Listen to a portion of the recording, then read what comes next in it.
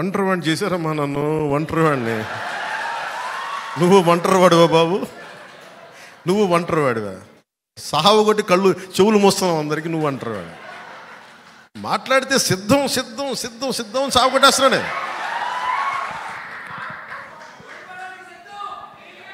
అలాగే ఆయన సిద్ధం దేనికో చూద్దాం. నువ్వు సిద్ధం అంటే మేము యుద్ధం అంటాం. కానీ యుద్ధం చేయాల్సినంత గొప్పడా కాదని మనం నిర్ణయించుకోవాలి. నేను అనుకున్నా, నాకు అందరు చెప్పారు, సార్ ఆయన సిద్ధం పోస్టర్లు పెట్టేస్తారు సార్, మీరు కూడా ఇలా పెట్టి ఇట్లా అనాలి ఇలా అనాలంటే అప్పుడు నేను సినిమాలో కూడా చేయను ఇలాంటి పంచడేలో ఊరికన్నా. అంటే నేను కూర్చోబెట్టి నువ్వు సిద్ధం అంటే అతను వాళ్ళు ఏం ఎక్స్పెక్ట్ చేస్తారు వైసీపీ వాళ్ళు? యుద్ధం, గుర్తుపెట్టుకో. అట్లా నాకు ఎలా ఉంటుందంటే నేను సినిమాలో చెప్పడానికి కూడా ఇబ్బంది పడుతున్నది, చాలా సిల్లీగా ఉంటుంది నాకు.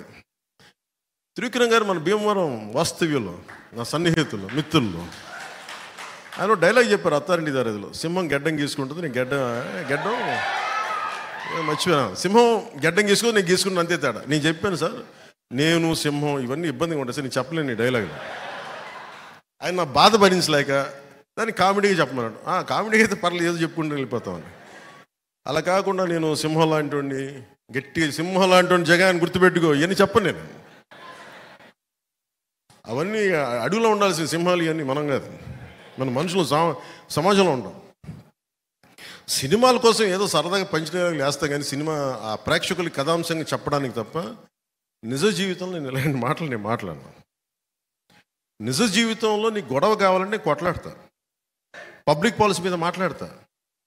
నువ్వు వైజాగ్లో నన్ను ఆపాలనుకుంటే నా సత్తా చూపిస్తా. నువ్వు ఆంధ్రప్రదేశ్ బార్డర్లో నన్ను ఆపితే నెట్టుకొని బద్దలు కొట్టుకొని ముందుకు వస్తే నేను నోటితో మాట్లాడను, నడిచి చూపిస్తా.